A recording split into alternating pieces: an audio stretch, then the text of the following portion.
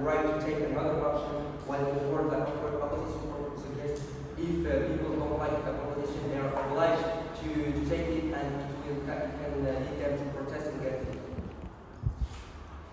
Our second argument is about rebellion. And in rebellion, there are two types of people. Even if like a product and it's only option you give me, in the purpose of keeping my principles, I will refuse it until there's not like someone bullying me, like suggesting something. I will like logically refuse it. There is a second type of person who protests against the government in these cases, and this type of person is the persons who don't like what the government offers, and they will therefore protest against it in order to get what they want. But finally, what the oppositions try to do is most likely to deal with it in two ways. And the first way is that either a very lenient policy or a very strict policy. Both cases are bad because if they choose the soft policy, the citizens will no longer respect the government, and it will therefore have a weak impact on its own citizens. They will do whatever they want, and they may create chaos in the country. And if they choose the strict option, people will feel oppressed in the country, what will lead them to protest against it, and thereby create chaos again. Yes. So why do you say that the soft policy, you no longer respect the government? I think I would respect my government if it gives me as much personal liberty to choose what I want to do the most. I think I believe in a world in which persons abuse from the kind of social government, which will offer policies that are very soft, and which will let people all the liberty they want, and it's like we erase the rules that we have in our society. I think that people will abuse of it, and will no longer respect the liberty of other people. So what our side suggests is not to choose one option, but it is to create a middle in where we will combine both, like the strict option and the softer option. We will offer as policies that are very lend to people the liberty and respect the democratic ways, and we will also offer policies that are strict in order to prevent from some accusation, and in order also to keep an order in our society. So finally, the motion stands. Thank you.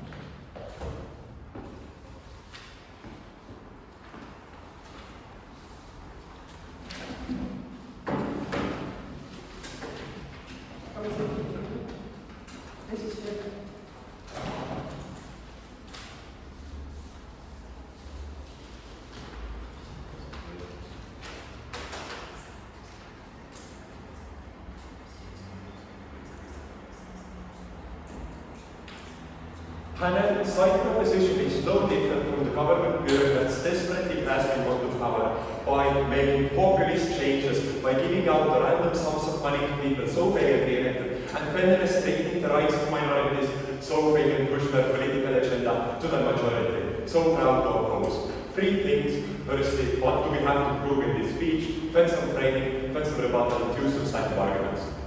Firstly, you have a right to make decisions regarding the state. This is an intuitive right that you have, and this say that large politicians diminish this right and take away your agency. Second, large firms face public opinion and tries to ill-inform people so they make bad decisions, but only protect government, bureaucrats and populists in power. Thirdly, large firming is inherently manipulative to the point where you don't make an informed decision by yourself, but you make it in decision that largely by the state.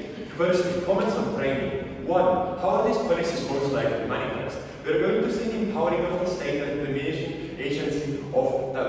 person. This is the entire comparative, the entire trade-off in this debate, where we stand for more individual liberty and they stand for the empowerment of the state by this large policy. Notice the wording Rob has to defend is the prominent use of these policies, not the fact that we are going to be pushing people to eat more healthy, we are going to increase the sugar tax. They have to be more radical than they were in their frame, not just the status quo. What will the word prominent actually mean? This will look like penalties for not voting in the US. This will look like major incentives for political activism. This will look like monetary awards for reporting petty crimes. And this will look like rewarding county lines for more voting and whatever is happening in the US. We posit three main metrics in this debate. Firstly, the importance of the agency as the individual. Secondly, the practical benefits that come from removing large policies. Lastly, the clarity of government and democracy, so you actually understand what you're voting for. The main examples on the comparative look like this. We have widespread increase in education. We are going to remove penalties for not voting. We are going to dismantle military propaganda and units that lead people to join the military. We are going to not allow states to make services hard to access. This looks like on the state level in the US, you can more easily get an abortion, you can more easily vote, you can more easily opt into healthcare systems. You can do these things without the government forcing you to do it or not do it. Because notice, nudging is a spectrum. We don't only nudge you to do positive things, we nudge you to not do certain activities in the status quo as we increase the sugar tax, as we make some sort of public services harder to access. On the rebuttal, notice the framing doesn't actually specify what do these policies look like. Are they contextualized? In what instances have they worked? What instances have they not worked? We say, in fact, point in the debate, we don't know what we're going up against, and we have to do the framing in the next substantive speech, so we can actually attack some sort of comparative. Now, they say that these policies are going to be for the betterment of the civilians, and they say we have fiat for these policies being good. I'm going to counter that they don't have fiat. Here are four structural reasons why. First, all policies are for the betterment of civilians, yet they fail at fulfilling that burden as for there being government officials who have their own interest, majority of people are voting for some interest, and 1,000 other instances where we don't make policies for the betterment of all civilians. Second, there are government incentives not to help all civilians out. You have to make some sort of sacrifices, some sort of trade-offs. To the extent where you have a government in five years and the people will be unhappy, to the comparative, you don't have a government but people will be happy. We say these are natural trade-offs. You can't make everything for the betterment of civilians. They don't have fear to say that the nudge policy is for the betterment of them.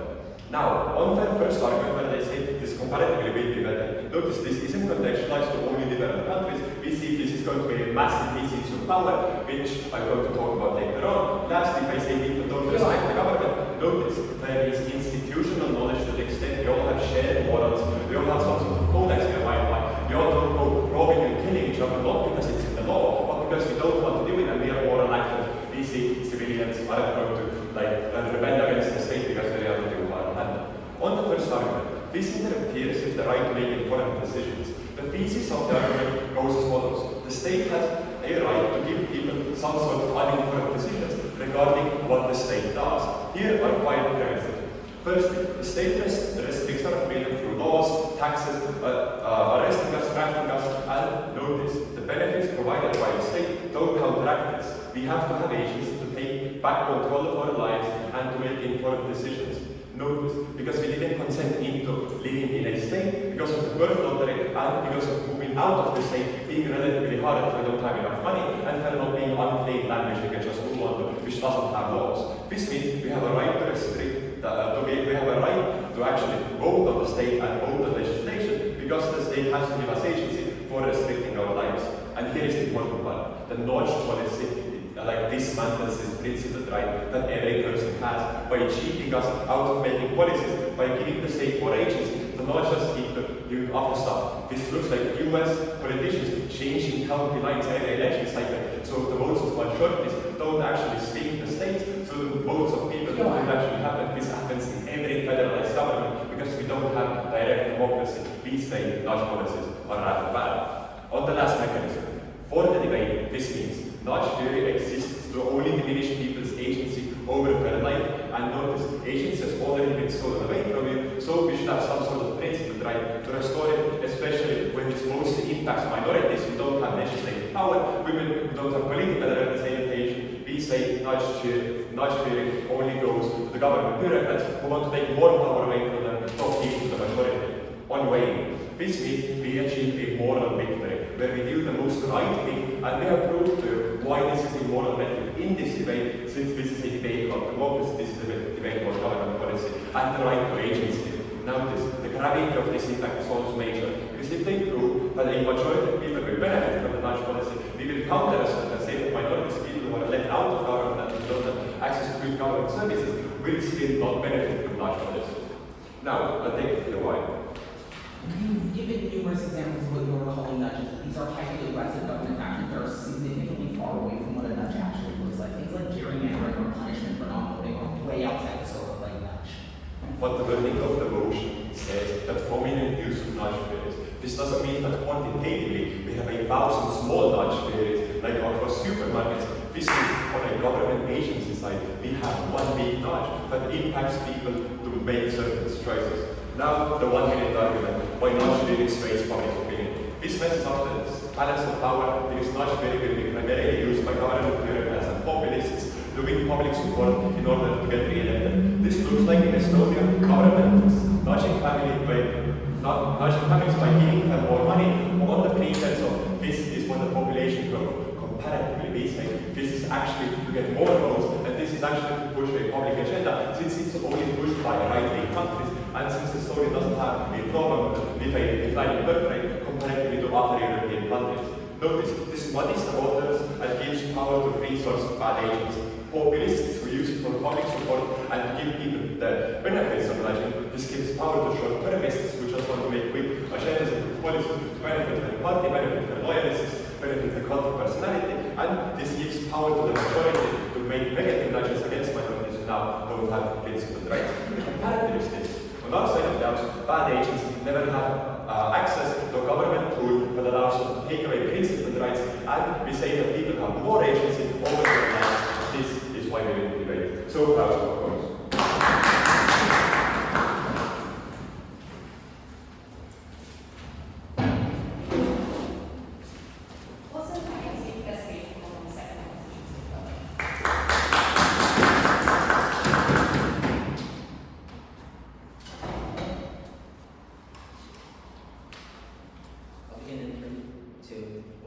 Fundamentally, side op's position only exists in the context of a complete misunderstanding and refusal to understand what a nudge actually looks like. The fact of the matter is that nudges aren't the extreme, massive level of government intervention that side op says that it is. In this speech, I will be explaining what a nudge actually looks like. I will then move on to refutations and rebuilding for our argument. So let's start with what a nudge actually looks like. A nudge looks like a small, simple government action, something that has influence on the people, but in a highly unintrusive way. When we talk about a significant or a prominent usage of nudges in the government, that doesn't mean that the nudge ceases to be small and unobtrusive, because by definition, a nudge has to be small and unobtrusive. It just means that a prominent usage means that the government will refocus towards such usages.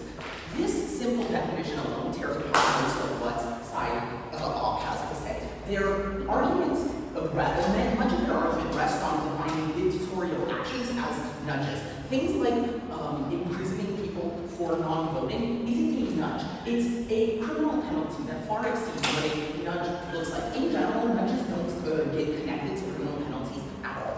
But additionally to that, when we're talking about, in order to explain this further, let's talk about what nudging actually looks like, and let's focus on voting as it's something that they are talking about. A nudge in voting most generally looks like automatic voter registration, a process to make voting easy. It will often look like some government campaigns. It sometimes looks like providing funds for smaller parties, things like this. Things that advance and advance the government's interest. In this case, we are talking about a government interest for greater voter turnout. It doesn't look like what they are talking about, because what they are talking about far exceed the bounds of a nudge. Now, we said in our first speech that side op coming in has the option to frame their opposition in terms of a government that's much stronger than the one we provide, or one that's much weaker.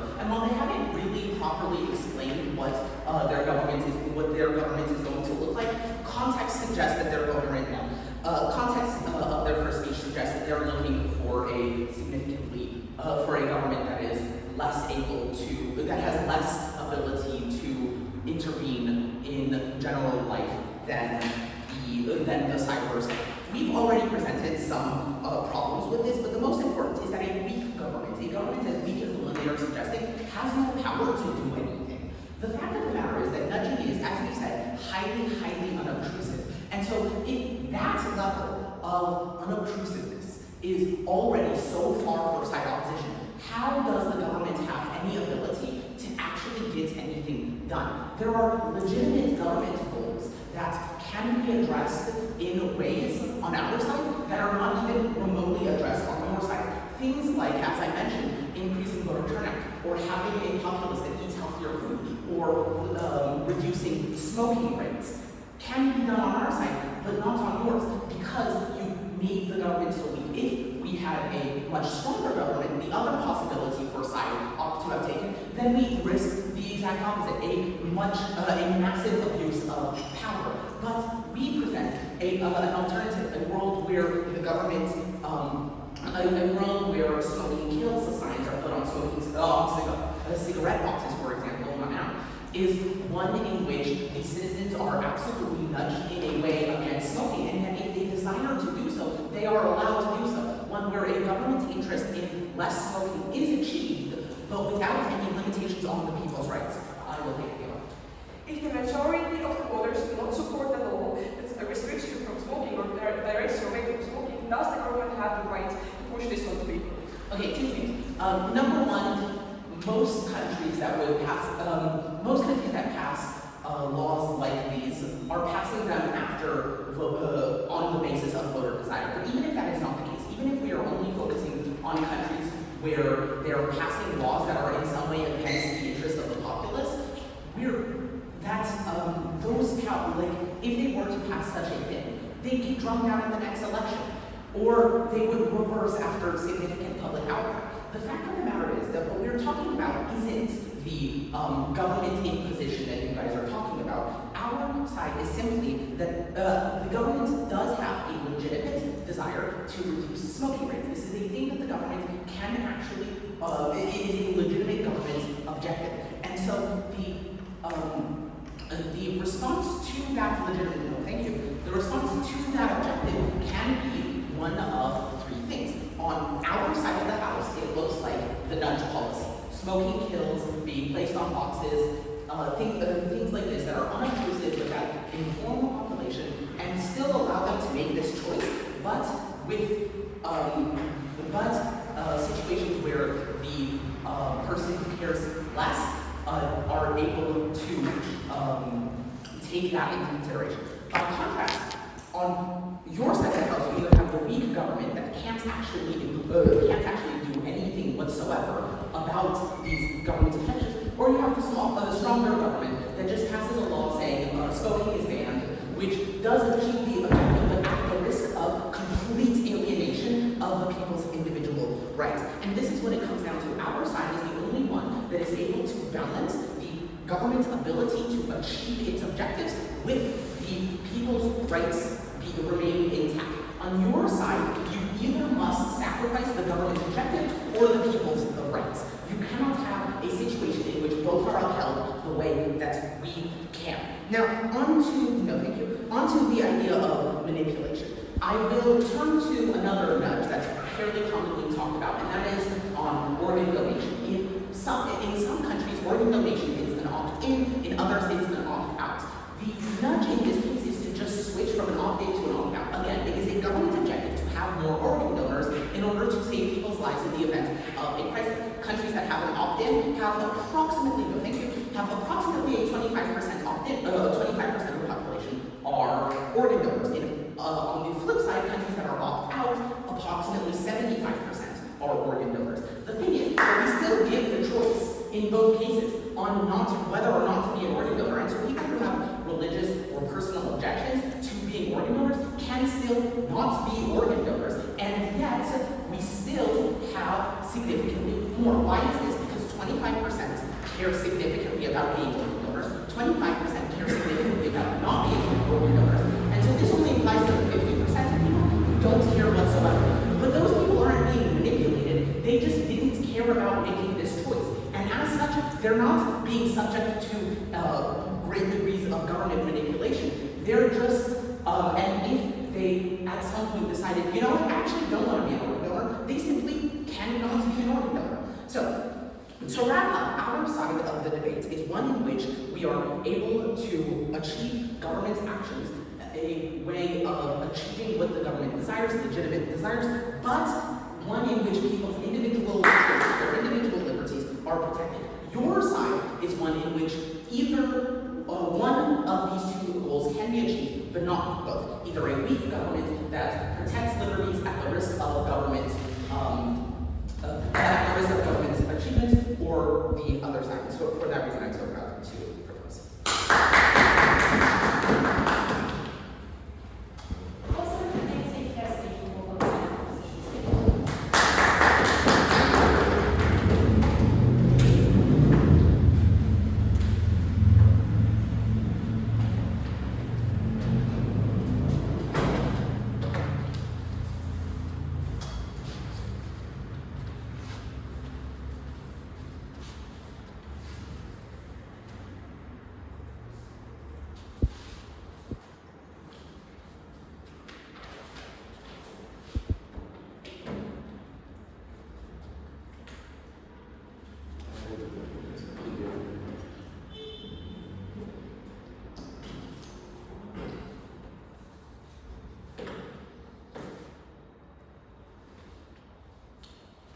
So, 3, 2, 1. Dear panel, what is nudge theory? I think that both sides are trying, not both sides, I think their side is trying to make it seem like a small thing, but they never rebut our arguments. But if they try to make it smaller, try to make it seem like it has a smaller impact, all it does is washes their case. It reduces all of the impacts that their arguments had, but notice, it never rebuts our core arguments about reducing agency of people and all the moral things that Rana talked about and now I will rebuild. So let's go and first talk about a bit of the different examples we had about nudge theory. So you say that gerrymandering is not nudge theory, the act of drawing the county lines. But we see that when you redraw the county lines, it can be just a very simple redraw and you get more votes for your party. You change the location of a vote box, you force people to go to a bit different place, and then you get more votes. It can be a subtle thing, but you already get really much out of it for yourself. No, and we see that nudge theory is just basically creating incentives to change people's behavior, change the thing, change how they act. And you call nudge theory unobtrusive. Maybe if you define unobtrusive as a way, as like manipulative, it's not like very, you can't really see the directness of it, like you can see with a certain ban or a very soft policy. But in any case, if you say it's unobtrusive, again, this means your case is washed, and if it doesn't obstruct people from smoking, your case also won't work. So now, what did you say about our case? First of all, to our examples, you said that no, you want getting fines for not voting is not nudge theory, but like auto voter registration or like creating a higher voter turnout somehow is. You're just taking our example, which literally is nudge theory, and replacing it with something that seems more positive. We don't see just how this is fair. Also, all your examples about, I don't know, reducing smoking rates or healthier food incentives or like smoking kill signs are just the same thing that like a fine for a smoking tax would be, or like a tax on meat products, but it's still just trying to change about human behavior. So now, going on to our first argument, which you didn't really rebut, since you are with your smoking kill signs or whatever the hell you're doing, like meat taxes, you're still reducing the agency of people by, as a government, scaring people by the signs that you're creating,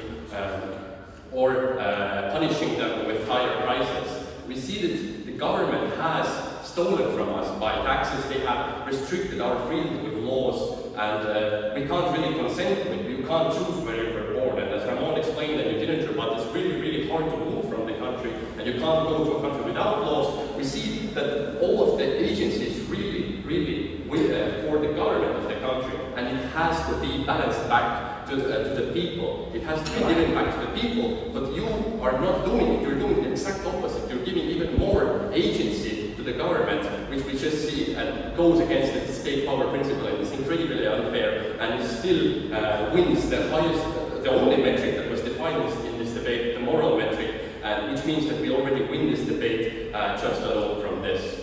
And notice how they didn't even impact any of their arguments. And our second argument about populists using this nudge theory to win all the public support also didn't get really any rebuttal, so it still stands. Now on to some extensions, but before that, PMI.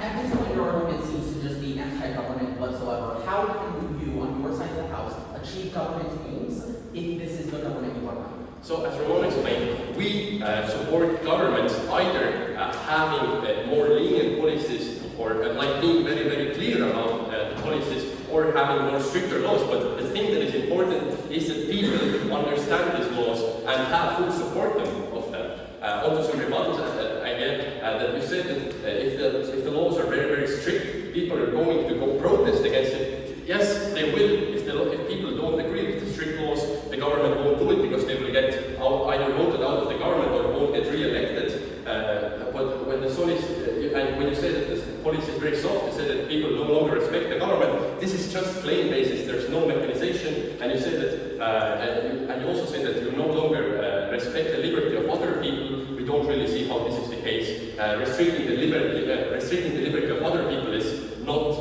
in any how what we support, and we think that these should be regulated with strict policy. And we think that the conclusion of your argument might be that in your world most people overall somehow agree with your policy, but how we see it is that you create a world where most people are like, okay, fine, let the government do this to us, let the government hurt us. I will talk about this in my extension. Also about your example about organ donors, we again see how you're restricting the liberty of people. You already break the rule of law, you break the rule of God when you are born, and you are forcing people to do it. If some people from their religion don't want to be organ donors, they really don't have any choice. And it's just a manipulative way to pass unfavorable laws, which now I will move on to my extension. How nudge theory is used to exceed your mandate. First of all, governments use nudge theory when it doesn't actually, with laws that they wouldn't actually have popular support to pass like a concrete law. Why? Because it's like implicitly a psychological manipulative trick. So, for example, in Estonia, government literally gives you over $900 if you have more than 3 children. Even though very, very little voters who voted for the government actually would support the state saying how many children you should or should not have, government gets away with this policy because it's not as explicit and concrete. It's almost like hidden. The government also literally calls it support, even though it's clearly not, because it goes exponentially. Not when you have like one child, you get like $90, and when you have 4, you get 900. It doesn't make sense, right? This means that like the notion between a concrete law, like saying that you have to have 3 children, which no one will support, and the support of like $900, the idea and the notion behind both of them is the same, but the government can basically pass a policy manipulatively with the idea, even though it would actually have no support and people get away with it. And we should see that this is extremely undemocratic. Now on to other things. Expanding on why democracy is so weak. First of all, we see that the individual level of your vote never matters. Even in the most swingiest of swing states, you can't choose what state will look like the government. We think that this means that the government should give you more liberty to choose what you're doing with your life, not scare you away or change your actions or liberty with scaring you or I don't know, make you pay more for things. Since you can't actually influence the government, even in the most swingiest of swing states, one vote really doesn't even matter on the individual level. Also, we see that the democracy actually has many, many laws like corruption, lobbying, campaign financing in the US, super PACs. This is just really unfair, and one vote doesn't have much power. And we think that this means that the government should intervene less and give more personal liberty. For all these reasons, so proud of those.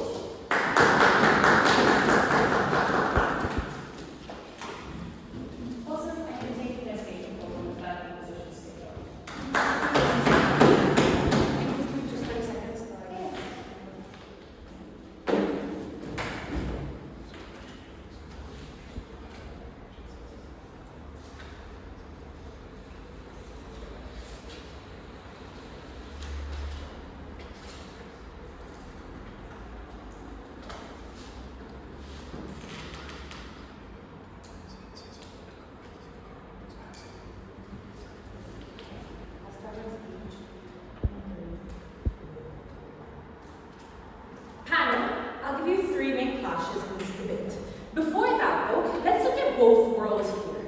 First off, we have opposition who feel like a soft government or a lenient government will give you full liberty, and our world who tell you a government who is not so strict yet not so lenient would be much better in an overall scale, and I'll tell you exactly why. First off, why in what world would a soft government actually give you full liberty, and how would that be good? First off, we tell you why this won't happen. We tell you how most of the time these governments end up not having a lot of authority on the people, so they simply can't control them. But okay, that is simply what we said on our side. Let's work with the fiat that they tell us that yes, we live in this perfect world where a soft government is perfect. This simply doesn't work. Because yes, it might give you more options, but then look at every other thing that happens in that state when you have a soft government because of no authority.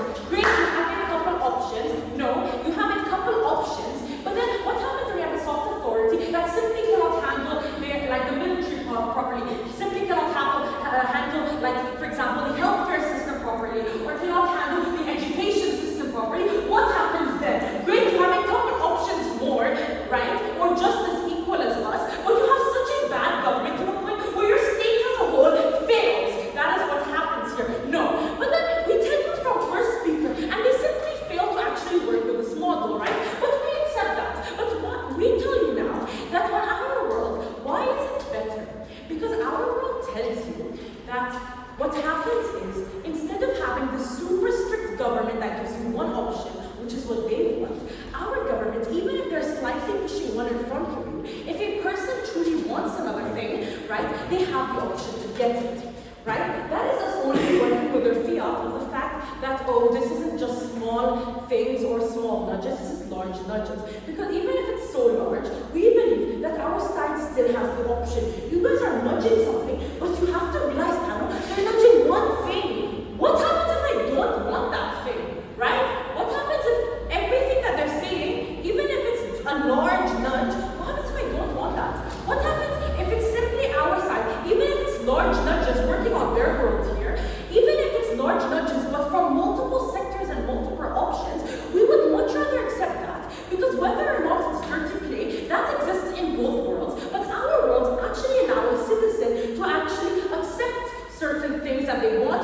rather than being forced into one thing. That is the largest clash here, right? But then they start telling us how this actually reduces the agency of people and more to the government.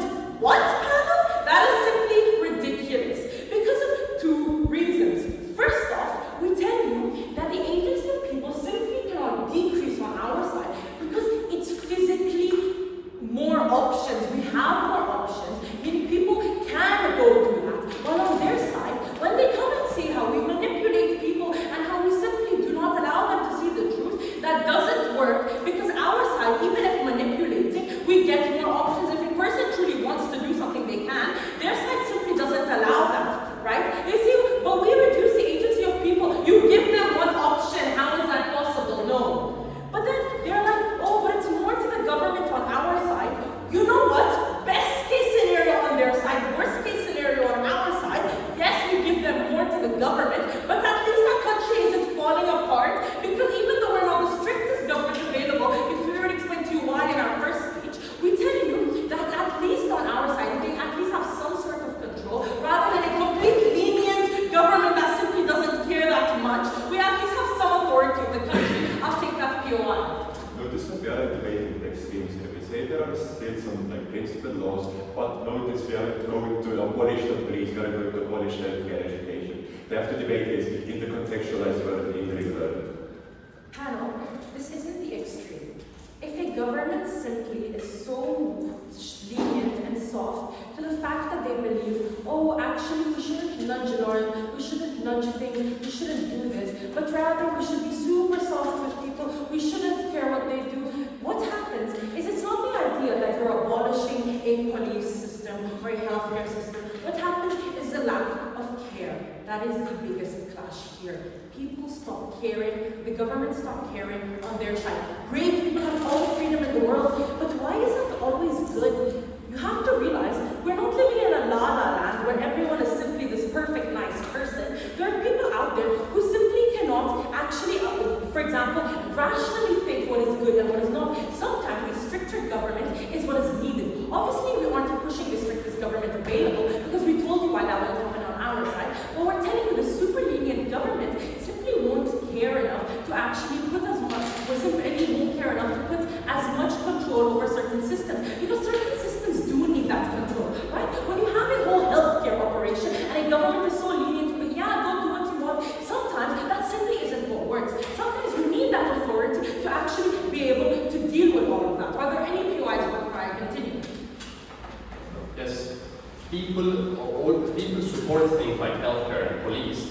We say that the government shouldn't be able to do things manipulatively that people wouldn't support with normal kind of stricter or more lenient laws. Panel. To just rephrase that to both sides here, rather than just a complete opposition, perfect response. But rather, I'm telling you what they just said is, oh yes, people will support the police, but the government won't care. Panel, that doesn't work. Because you know what? Let's give it to them. Let's say people do support, like people do want this, people do this. It doesn't work. Great, the people are all there for the police. Where's the government in this case? Okay, the government is around, yeah, sure, we'll give you some funding, we'll give you a couple of things, but that doesn't work because of the fact that the government is so lenient, they simply couldn't care enough to have that control. You need it, you need it, you need it. But that, all of what I just said, is put in the perfect world of this lenient government. But we already tell you why this simply wouldn't work on their side. From first speech, going back to our side, right? Let's think of the model that we first get. Why this lenient government most likely won't even exist in the first place, though? That is simply because of the fact that these lenient governments cannot work properly or actually control the state. When they come and tell us, oh yes, you have the super strict government, people won't vote for them again. Great, people see the super lenient government that literally don't do anything for their country. They're also going to vote them out. That's an equal pace, that's an equal equivalent to both sides, right? But then we also tell you how most of the time, when you have, like for example, at least a middle ground on our side, where this government does give you at least an option, does tell you, okay, right, we're nudging the citizen, but you have that option. Their side simply doesn't allow you to take that option. They don't give it to you in the first place. They keep saying how our side is so manipulative. Yes, they're trying to scheme something in a certain way for you to view it a certain way. Panel, they never even gave you a world where on their side, you have to realize they literally do not have any other thing. Their side, if it doesn't nudge other options, it simply has one thing and the citizens have to choose that one thing. We have never been prouder to propose.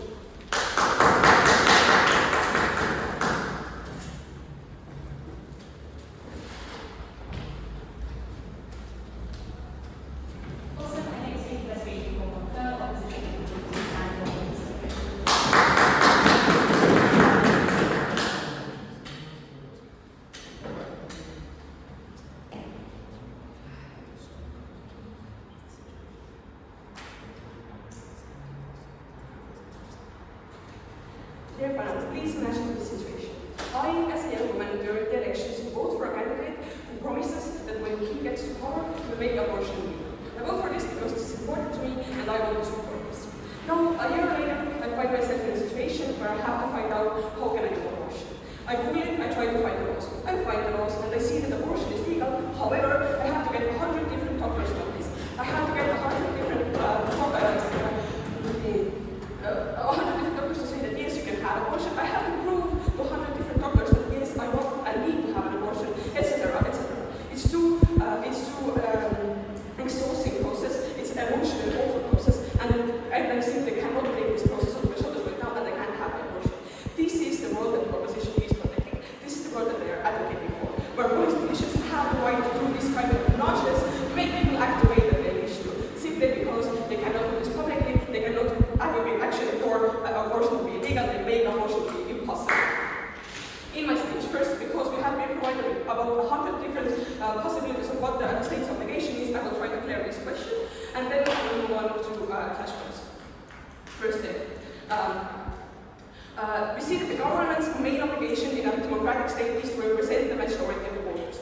The government has to make decisions that the general public has voted for, and this is can be represented as well as possible. We have also why we have states. We have states because we have decided that living in a society is better than living alone. But we also need to have some kind of fundamental structure that we live in a society as. This means that we give away some of our agencies to the governments, but this also means that we need to have the right to have a say in what kind of government we have, what kind of structural, fundamental structure we have in the state, what kind of society do we have. We see that we actually guarantee you a way better fulfillment of the state's goal because we provide you with an actual clear fulfillment of the promises during the elections. We actually give you a world where politicians have to do what they got their mandate for because they cannot change the policy in a way that it actually isn't fulfilled. The opposition is trying to prove that we have a failed state. We are actually a democratic state has failed at the moment the government doesn't represent the majority of the voters. This is the main goal of the state, and a failed state is in a situation where the representation is only seeming like in a opposition spurt. And also they're trying to prove that government policies will never go through, and at the same time they're trying to tell you that all of the government policies are too strict to actually obey. But we see that the policies going through and the policies people are obeying to are the ones that the general public has voted for, that the general public agrees to, therefore they will go through, therefore they will be obeyed to. Now, my first question is the state power principle and the prohibition of governments. Firstly, why do governments actually use the nudge model? We think that it's for the kind of policies they would otherwise lose public support for. These are the kind of policies that they actually cannot push through publicly because they know that they wouldn't get voters, they wouldn't get mandates, and they wouldn't get to the government. What they do is the abortion example. They tell you that abortion is legal, however, when they get to the government, actually they change the policy in a way that it actually cannot do with abortion. This means that what this is actually used for is not some kind of extremely strict law that you want to push on people. This is used for, or as a replacement for an extremely strict law, this is used for manipulating people to a situation where they actually cannot get what they wanted for. Not right now. In which world would you have more autonomy and agency regarding the state? It's always our world because only in our world candidates you vote for cannot get away with manipulating their agenda. They cannot get away with actually changing what they voted for. We see that the agency, democracy and agency as a voter and the agency that the state owes me because I give away my liberties to the state by obeying to the laws, we actually get this more in our world. I think we have in all of the speeches proved to you why the state power principle is important, why the state actually owns this agency, and we see that we provide way more for the agency. Third question is urban mismatch. Why do people deserve the agency regarding the state? This is the principle we have explained. How opposition awfully dangerous to democracy is that people cannot actually know what they vote for, they cannot actually be represented in the way that the democratic state requires. A perfect democracy is a situation where every person in the state is represented. We see that in our world way more of the population is represented because people actually know what they vote for, therefore their vote will actually vote what they want, for what they want and what they want to represent. Not right now. And obviously all of the questions I just went through are crucial to sustain a healthy democracy, and we provide better alternatives for these questions. Also, their best case, where nudging happens on a miniature scale, but it's only, I don't know about what kind of a diet we eat, which is also highly unlikely, we still get all of the impacts simply on a smaller scale. These ideas still exist, it's still extremely moral, it still goes against the principle, and still is a danger to democracy. The comparative is that we do not have any of these bad impacts. Proposition had to prove to you why manipulation and lying to voters is a proper tool and preferable to clarity, why this is a thing that you can do in a democratic state, why it is acceptable to lie to voters. They have not done this in this debate, we tell you that already because of this we have won this debate. But my second question, manipulation, where I talk about how you use agents in everyday life, not only during the elections and not only towards the state. Governments can make decisions that you haven't voted for, which means that they take away way more agency than you agreed to. This is also the abortion example, but also many other examples where you think you give away a little bit of your rights by supporting some kind of a policy that will maybe say that you can't kill people. But actually what you're giving away is that you can protect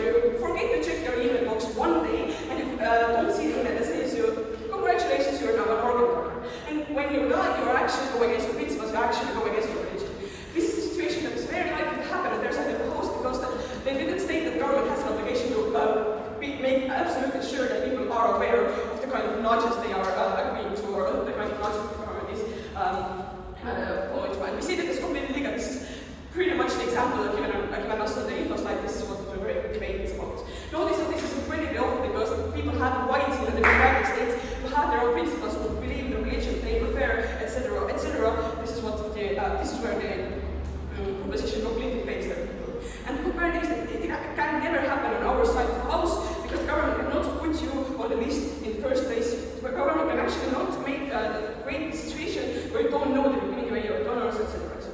And third, general public believes in the information code. Notice how if the laws are clear, you just have to read the law and the main statement. But in a situation where there are so many different loopholes and so many different nudges in the law, you have to read them all so that you actually know what the law is, so that you actually know what laws you are obeying by living in these states.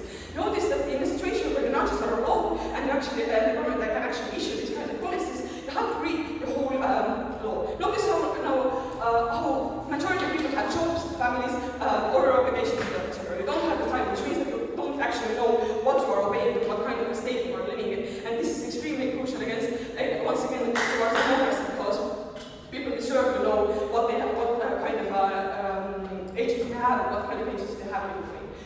For all of these reasons, so proud to oppose.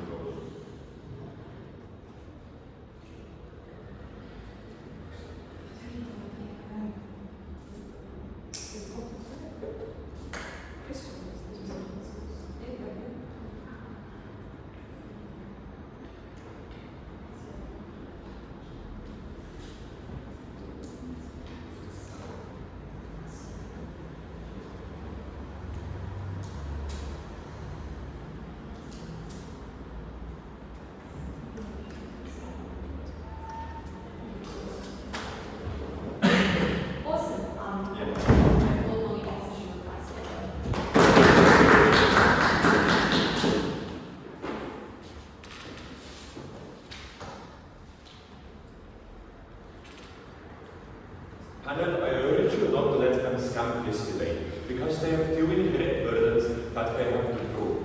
One, why they have to justify manipulation, and why does the state have a moral obligation to lie to its people, make small nudges that they don't vote on for the betterment? We bring it out on our first comparative. They have not actually engaged with the core of this debate, rather they have provided structural reasons why in some instances it's okay, but we say this is a principal debate about agency. Secondly, they have to prove why everything will now fall. We think this case that a liberalized government will not stand the test of time, that laws, police mandates and so on fall because people want to cause anarchy. They have to provide more reasons, more analysis, other than the fact that removing nudges inherently removes state autonomy. What I'm going to do in this speech, firstly, I'm going to give you metrics and strategical points on how to judge the debate. Then I'm going to talk about the vectors of corruption, the SPT, and the liberal governments. Firstly, notice the case sheets here. First, Prague comes out and says that even on two cases, both being bad. On that, his positive material posits that these nudges have big impacts, that we're going to stop smoking, we're going to become healthier, and auto-return to some extent is going to increase. We challenge this, and then comes Prague 2. Talks about these nudges being small, talks about them being all over the place, and then bringing gradual impacts. On Prague 3, they case shift yet again, talking about how these big nudges are now good, that the first Prague talked about, and that big nudges are necessary in places where laws fail people. We really can engage with three cases at once, since we don't have that many constructed speeches. Now, on training, we contextualize it with actual examples. They counter-assert and say that this isn't how nudges are actually being used. Panel, I urge you to look at the United States, where county lines are redrawn every election cycle, where women are barred from having abortions due to them having to get 70 medical checkups, where trans folk are barred from deep red states from getting gender reassignment surgery, just because some county man said so. We say we have enough examples, we have enough negative precedents of this happening, thus nudges are justified. Now, on the state making be a vector of corruption, this is this essential part of training that gets no engagement. We aren't talking about one big state entity. We are talking about the federal government making nudges, we are talking about the state government making nudges, and we are talking about the county government making nudges.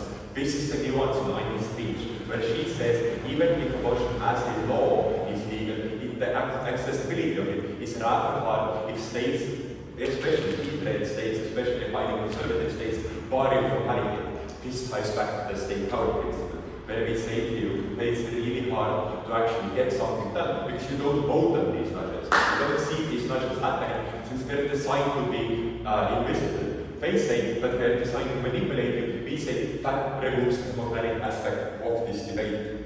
Now, on the state power principle, the thesis is this: not just remove your agency and remove your principled right to decide how the government should look like. They say that, oh, the government should be able to tax you, the government should be able to police you, we don't want a liberal government. Notice, the state power principle isn't about taking away every right and restoring anarchy and going back to the monkey age. We're talking about a healthy balance of democracy and of limitation that only exists if people actually vote on legislation, actually vote on the things that matter. Lastly, on corruption, I think this material comes out in Gaspar's speech and doesn't get that much engagement. There are state agents who want to use it for their own benefit, want to use it for their own good.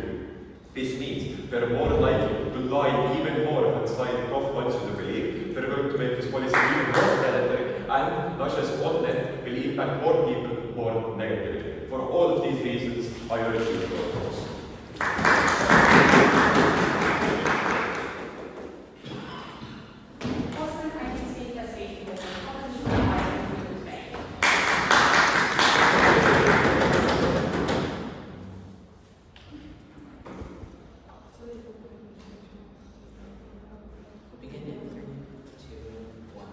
This debate is focused on two competing forces. One on the government's ability to achieve its goals, one on people's individual rights. Our side has struck this balance, but theirs consistently fails to do so.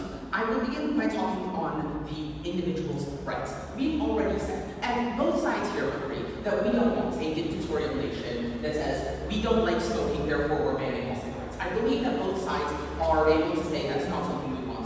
Neither side is going to say the government has an interest in lower sugar consumption, so we're getting rid of sugar in the nation.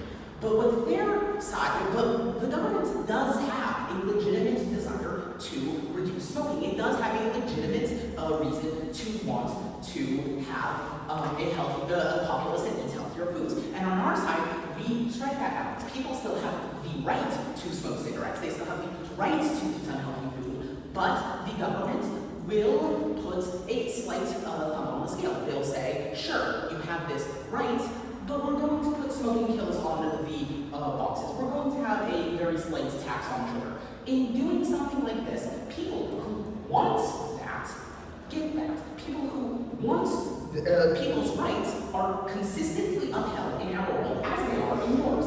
But in your world, the government has no real ability to achieve anything. Throughout all four of your speeches, you have consistently failed to demonstrate a way for a government to achieve a legitimate desire. We've provided dozens of legitimate desires that nudging has an influence on. Better eating, less smoking, organ donation, things like this. And we've provided ways that people's rights are fully protected under the nudge theory.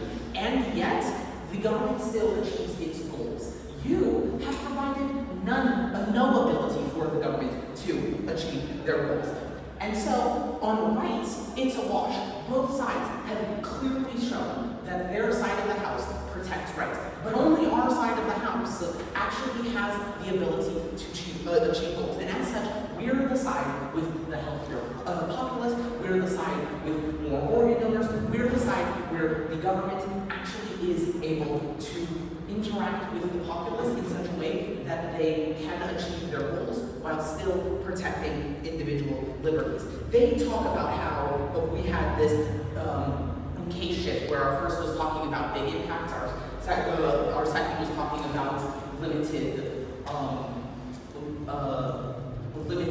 intervention. But the thing is that you misunderstand what we're saying.